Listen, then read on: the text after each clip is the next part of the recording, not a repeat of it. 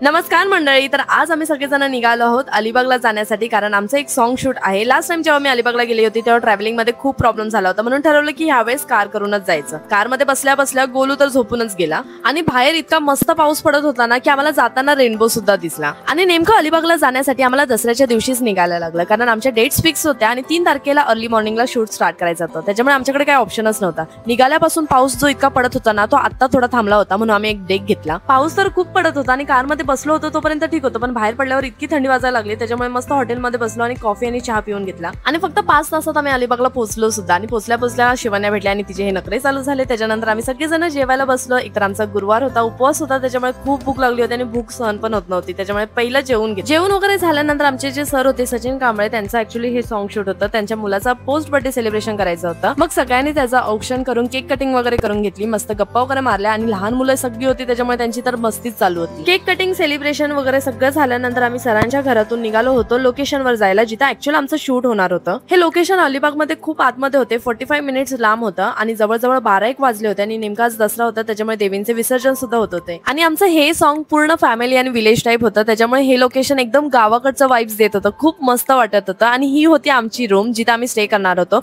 अजून 2 रूम होत्या, दुसऱ्या आर्टिस्ट साठी आणि एक प्रोडक्शन टीम साठी. फ्रेश वगैरे झाल्यानंतर माझ्या लक्षात आलं की मी फेशियल हेअर रिमूव्हच केले नव्हते, त्याच्यामुळे पटकन रेझर घेतला आणि रिमूव्ह करून घेतला. आणि yes, that's it for this video. Song shoot कसं झालं आणि आम्ही काय मजा मस्ती केली ह्याचे ब्लॉग मी लवकरच अपलोड करेन. So stay tune. Bye bye.